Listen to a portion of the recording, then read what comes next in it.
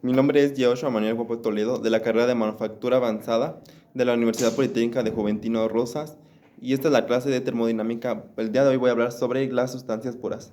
Una sustancia pura es aquella que tiene una composición química fija en cualquier parte. Un ejemplo de esta podría ser el agua, el nitrógeno, el helio y el dióxido de carbono.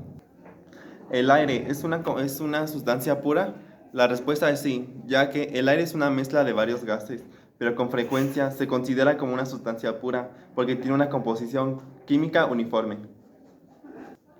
Una mezcla de varios de estos también puede ser una sustancia pura, siempre y cuando la mezcla sea homogénea. Un ejemplo de una sustancia pura que no es la mezcla de aceite con agua, por lo que se acumula en la superficie y se forman dos regiones químicas distintas. ¿Qué es una fase? En termodinámica, una fase se refiere a un estado específico de materia que tiene características uniformes en términos de composición química y estructura física. Ahora hablaré sobre las fases de las sustancias puras. Una mezcla de dos o más fases de una sustancia pura se sigue considerando una sustancia pura siempre que la composición química de la fase sea la misma. Uno de estos ejemplos sería cuando agregas cubos de hielo en el agua y se llegan a disolver, y lo único que cambia es el estado. No obstante, una mezcla de aire líquido con otro gaseoso no compone una sustancia pura, debido a que la composición del aire líquido es distinta que la del gaseoso, y por lo tanto la mezcla ya no es químicamente homogénea. Una mezcla de agua líquida y gaseosa es una sustancia pura, pero una mezcla de aire líquido y gaseoso no. Ahora voy a hablar sobre las fases de una sustancia pura.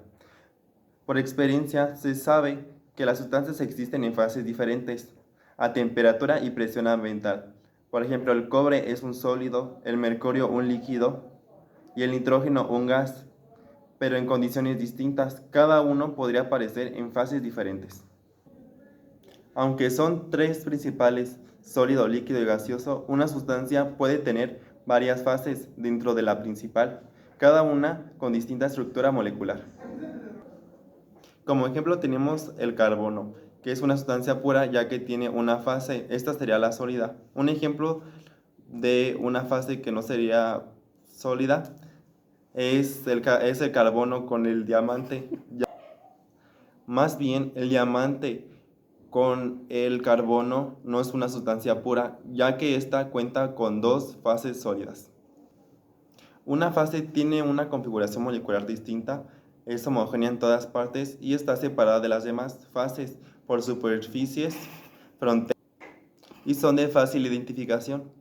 A continuación voy a hablar sobre las transformaciones de fase. Al estudiar dos fases o cambios de fase en termodinámica, no es necesario poner interés en la estructura molecular y el comportamiento de las distintas fases, pero sí es muy útil comprender los fenómenos moleculares de cada fase. Por ejemplo, los sólidos amorfos y el líquido y el gas. Hay muchas situaciones prácticas donde dos fases de una sustancia pura coexisten en equilibrio. Ejemplos: el agua existe como una mezcla de líquido y vapor en la caldera y en el condensador de una termoeléctrica, Tati, baboso. y el refrigerante pasa de líquido a vapor en el congelador de un refrigerador. ¿A qué temperatura hierve el agua? Quizá no sea ninguna sorpresa saber que el agua comienza a hervir a 100 grados centígrados. Sin embargo, en sentido estricto, decir el agua hierve a 100 grados centígrados es incorrecto. La temperatura a la cual comienza a hervir el agua depende de la presión. Es consecuencia si la presión es constante. Sucede lo mismo con la temperatura de ebullición. Las cocciones de los alimentos son más rápidos que la gente con la gente que vive en las montañas o en la playa.